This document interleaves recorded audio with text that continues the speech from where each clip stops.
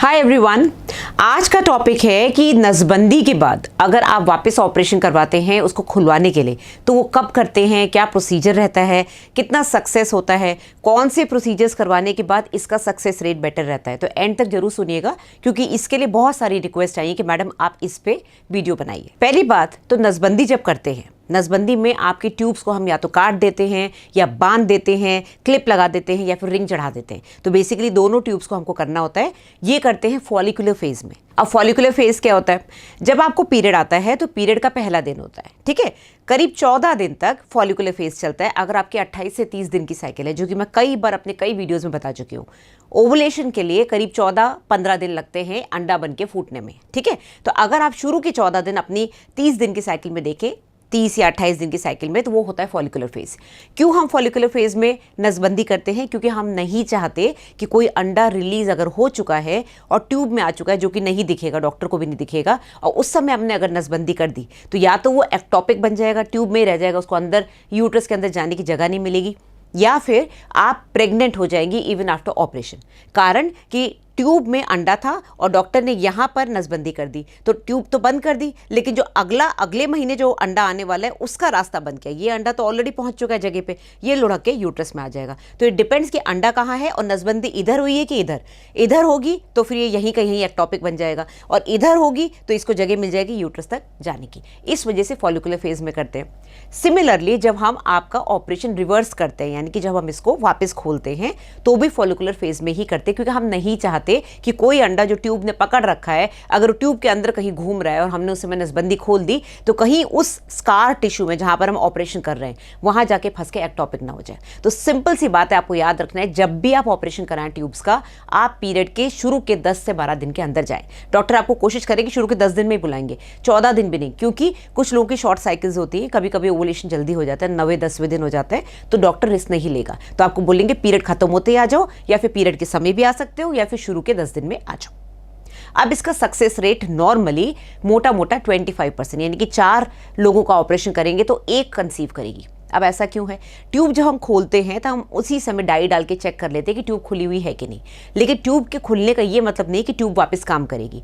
मैं कई बार आपको बता चुकी हूँ, ट्यूब के अंदर होते हैं छोटे छोटे सीलिया, बाल, जो कि ट्यूब को ऐसे ऐसे करके मूव कराते हैं। ट्यूब का फंक्शन, इतनी पतली सी धागे जैसी ट्यूब होती है, उसका फंक्शन ये है कि ओवरी में से अंडा खींचे, यानी कि उसको कैच करे, और उसके बाद एक ही अंडा निकलता है, या तो इधर से उधर से, उसके बाद ऐसे ऐसे मूव करके उसको अंदर यूट्रस की तरफ फेंके। तो अगर हमने ट्यूब खोल भी दी, रास्ता हमने खोल दिया, तो भी अगर वो वाला एरिया उसका डैमेज हो चुका है या ट्यूब इतने अच्छे से काम नहीं कर रही है, तो चांसेस कम है कि वापस आप प्रेग्नेंट होंगे, और एक्टोपिक प्रेगनेंसी के चांसेस बढ़ जाते हैं। कारण ये कि किसी एरिया में अगर ऑलरेडी स्कार बना हुआ है, उसको हमने दबा के बंद करा हुआ है, उसको हम वापस काट के नया बनाएंगे तो वापस हम एक स्कार टिश्यू क्रिएट करेंगे, वापस से एक चोट जैसी लग जाएगी ट्यूब को। तो उसको हीलिंग में डिपेंड करता है सबकी बॉडी, किसी की पूरी हील हो जाती है। काफ़ी केसेस मेरे ऐसे हैं जिसमें मैंने लैप्रोस्कोपी से या पेट खोल के उस ट्यूब को खोला है और 3-4 महीने बाद या 6 महीने बाद वो लेडी प्रेग्नेंट हो गई। तो मेरे काफ़ी अच्छे सक्सेस रेट्स भी हैं।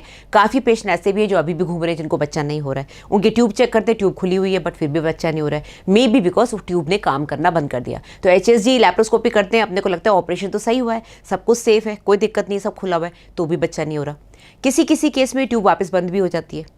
कुछ जो अनलकी लोग हैं, खोलने के बाद भी वापस से, जैसे हम सर्जरी के बाद पेशेंट को कई बार बताते हैं कि ट्यूब की कंडीशन इतनी अच्छी नहीं, खोल तो दिया, हो सकता है वापस बंद हो जाए, और 6 महीना 1 साल बाद कभी कभी ये पेशेंट्स आते हैं तो दोनों में से एक ट्यूब कोई बंद हो चुकी होती है। बहुत अनलकी होंगे तो दोनों बंद हो जाती हैं। तो इट ऑल डिपेंड्स कि आपकी हीलिंग कैसी है, आपकी किस तरीके से ऑपरेशन करा गया था पहले, यानी कि नसबंदी किस तरीके से करी गई थी। ट्यूब को काटा था, बांधा था, रिंग लगाई थी या क्लिप्स लगाई थी। अब हम इस पे आते हैं कि किसका सक्सेस रेट बेटर है। सक्सेस रेट इस ऑपरेशन का, यानी कि आप अपना ट्यूब वापस खुलवा रहे हैं, वो 2 चीज़ों पे डिपेंड करेगा। एक तो किस तरह से पहले सर्जरी करी गई थी, और सेकंड आपकी ट्यूब की लेंथ कितनी बची है। किस तरह से सर्जरी करी गई थी वो ये डिसाइड करेगा कि कितना ट्यूब डैमेज हो चुका है, ठीक है। जब हम रिंग लगाते हैं, फैलोप रिंग इतनी पतली सी आती है, छोटी सी बटन जैसी होती है, वो काफ़ी सारा हिस्सा ट्यूब का खराब कर देती है। जब हम क्लिप लगाते हैं तो क्लिप में सिर्फ जितना हिस्सा वो पकड़ती उतना ही खराब होता है, ठीक है। इसका क्या कारण है मैं बताती हूँ। अगर हमने उसको, डॉक्टर ने उसको दूरबीन से गर्म मशीन से काटा है तो गर्म मशीन की वजह से काफ़ी सारी ट्यूब का लेंथ खराब हो जाता है। अगर हाथ वाला ऑपरेशन है जिसमें ट्यूब का काफ़ी हिस्सा हम काट के निकाल देते हैं तो ट्यूब की लेंथ कम हो जाती है। तो डिपेंड करता है कौन सा तरीका यूज़ करा गया था और कितनी ट्यूब बची है अंदर। अगर इतनी सी ट्यूब बची उसको जोड़ भी देंगे तो चांसेस बहुत कम है कि ट्यूब अच्छे से हिल के काम कर पाए। मिनिमम लेंथ ट्यूब की। हालांकि इसको मैं आपको बता रही हूँ, लेकिन ऐसा कोई डॉक्टर नहीं, ऐसी कोई जांच नहीं है जो आपको बता सके सर्जरी से पहले सोनोग्राफी करके हाँ आपकी ट्यूब इतनी बची है तो इतने इसमें चांसेस जाता है। बट सर्जरी के समय जब हम ट्यूब को देखते हैं तो करीब 4 सेंटीमीटर की ट्यूब होनी चाहिए, तब जाके उसका रिजल्ट अच्छा आता है। एक नॉर्मल ट्यूब जो है 8 से 10 सेंटीमीटर की होती है, किसी किसी की और भी ज़्यादा बड़ी होती है। बट नसबंदी के बाद वापस जब खोलेंगे तो कम से कम 4 सेंटीमीटर की ट्यूब बची होनी चाहिए, जिसमें जो मोटा वाला पार्ट है, एम्पुला जिसको हम बोलते हैं, वो 2 सेंटीमीटर का होना चाहिए। वो आपको समझ में नहीं आएगा। एम्पुला जो है ट्यूब का सबसे मोटा और चौड़ा पार्ट होता है, जहां पर औरत का अंडा और आदमी के स्पर्म मिलते हैं, और ये 3 दिन यही रहता है बच्चा, उसके बाद ये लुढ़क के यूट्रस में आता है। तो डॉक्टर्स के लिए ये रहता है कि जब हम सर्जरी करते हैं, अगर हमको 4 सेंटीमीटर की ट्यूब मिल रही है जिसमें उसका मोटा वाला पार्ट कम से कम 2 सेंटीमीटर है, तो चांसेस अच्छे। हम पेशेंट को आके बताते हैं कि भाई हाँ आपके चांसेस अच्छे हैं। अब वो कौन सा तरीका है जिसमें सबसे अच्छा रिजल्ट आता है रिवर्सल का, यानी कि खोलने का? वो है क्लिप्स। तो सबसे अच्छा होता है क्लिप्स, क्योंकि क्लिप जो है सिर्फ ऐसे करके, मान लीजिए ये ट्यूब है, ये पूरी उंगली मेरी ट्यूब है, तो क्लिप ने उसको ऐसे करके पकड़ लिया, तो सिर्फ जितना हिस्सा क्लिप ने पकड़ा वही खराब होगा, तो उसको काट के हम वापस से जोड़ सकते हैं। उसके बाद आता है रिंग। रिंग आपको लगेगा इतनी पतली सी तो होती है, तो वो भी क्लिप की तरह होनी चाहिए, बट नहीं, रिंग को आप ऐसे कैसे चढ़ाओगे? रिंग तो ऐसे बंद होती है, तो आपको ट्यूब को ऐसे फोल्ड करके उसके अंदर ऐसे डालना पड़ता है। तो जब आप ट्यूब को ऐसे फोल्ड करके डालते हो तो आप सोचो कितना बड़ा पोर्शन आपने ट्यूब का खराब कर दिया। तो इसलिए फैलोप रिंग का नंबर क्लिप के बाद आता है। और तीसरा तरीका होता है हाथ वाला तरीका, जिसमें हम पेट को खोल के या दूरबीन से करके ट्यूब का अच्छा खासा हिस्सा काट के निकाल देते हैं, तो इसमें ट्यूब की लेंथ वैसी कम रह जाती है। तो सबसे अच्छा रिजल्ट क्लिप्स के बाद आता है। सबसे खराब रिजल्ट आता है जब हम कॉटरी, यानी कि हम कोई गर्म मशीन यूज करते हैं। तो ये सब डॉक्टर पे डिपेंड करता है कि वो कौन सा तरीका यूज करते हैं। अगर आपका पेट खोल की सर्जरी हुई है, जिसको हाथ वाला ऑपरेशन बोलते हैं, तो हमारे पास 2 ही तरीके रहते हैं, या तो ट्यूब को काट दें हाथ वाले ऑपरेशन में, या फिर हम ट्यूब को जला के उतना हिस्सा काट देते हैं। अगर दूरबीन से होता है तो हमारे पास बहुत सारे तरीके हैं। दूरबीन में हम क्लिप भी लगा सकते हैं, हम रिंग भी लगा सकते हैं, हम उसको गर्म मशीन से काट भी लग सकते हैं, और हम उसको छोटा सा पार्ट काट के बिना गर्म मशीन यूज़ करें उसको एक हाथ वाले ऑपरेशन की तरह भी कर सकते हैं। तो इट ऑल डिपेंड्स डॉक्टर क्या मेथड चूज़ करते हैं। अगर आपको लगता है कि हमको आगे जाके शायद खुलवाना पड़े, आपको डर लग रहा है कि भाई ऐसा ना हो कि मुझे वापस से बच्चा चाहिए हो, कुछ हो जाए इन बच्चों को जो मेरे पास हैं, या कभी मेरा दिमाग बदली हो जाए, मुझे लगे भाई मुझे चेंज कराना है, मुझे वापस खुलवाना है, तो आप डॉक्टर को बताएं कि कोई ऐसा तरीका करना है जिसको वापस खुलवाने में आसानी रहे। तो सबसे अच्छा क्लिप्स होता है, उसके बाद रिंग होता है, उसके बाद हाथ वाला कटिंग वाला ऑपरेशन, और चौथा होता है गर्म मशीन यूज करके। अगर रिंग्स या क्लिप्स यूज करते हैं तो 80% यानी कि 10 में से 8 लेडीज प्रेग्नेंट हो जाती हैं। सबसे अच्छा चांस प्रेगनेंसी का शुरू का 1 साल रहता है। सर्जरी करने के 2 महीने तक तो हम वैसे भी मना करते हैं कि प्रेगनेंसी नहीं होनी चाहिए जब तक स्कार टिश्यू और पूरा हीलिंग ना हो जाए, और उसके बाद 1 साल तक अगर पेशेंट प्रेग्नेंट होती है तो सबसे अच्छा रिजल्ट होता है। उसके बाद अगर वो प्रेग्नेंट नहीं हो रही है, इसका मतलब ट्यूब या तो बंद हो गई या वो काम नहीं कर रही है।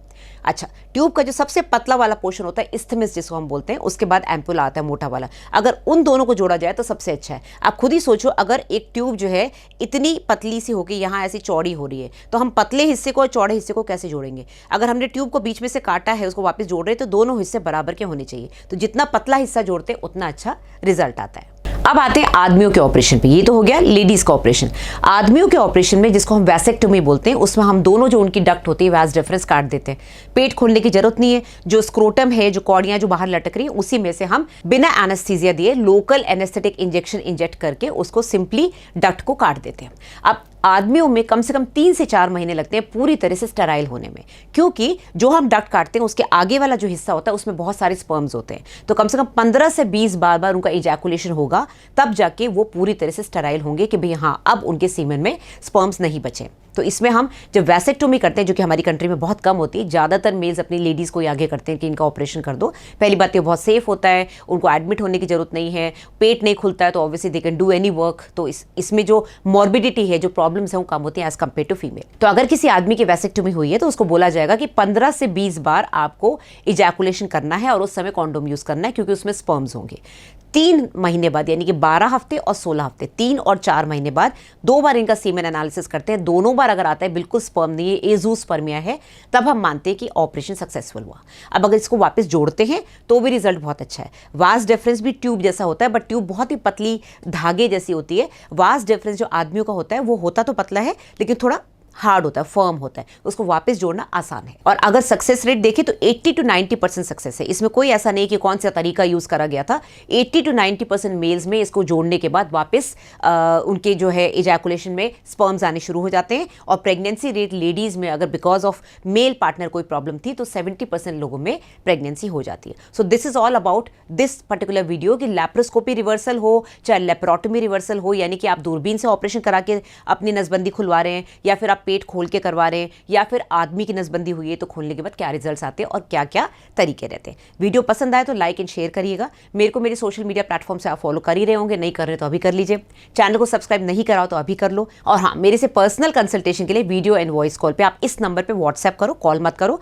आपको 2 दिन लगेंगे अपॉइंटमेंट मिलने में। बहुत से पेशेंट्स परेशान होते हैं पेमेंट करने के बाद, मैडम हाथों हाथ क्यों नहीं बात कर रही है। इसकी एक लंबी लिस्ट रहती है क्योंकि मैं 3 से 4 कंसल्टेशन एक दिन में नहीं लेती हूँ, क्योंकि online consultations can wait. Online consultation कभी भी इमरजेंसी नहीं होता है। इमरजेंसी पेशेंट्स मेरे हॉस्पिटल के रहते हैं। तो अगर आप आज पेमेंट कर रहे हैं तो मान के चलिए आपको 2 दिन के अंदर अपॉइंटमेंट मिलेगा। अगर आप लकी हैं तो आज ही मिल जाएगा, ठीक है। दूसरा तरीका, मेरी वेबसाइट पर जाएं और वहाँ पर जाके बुक योर कंसल्टेशन पे क्लिक करके आप पेमेंट करके मेरे से कंसल्ट कर सकते हैं।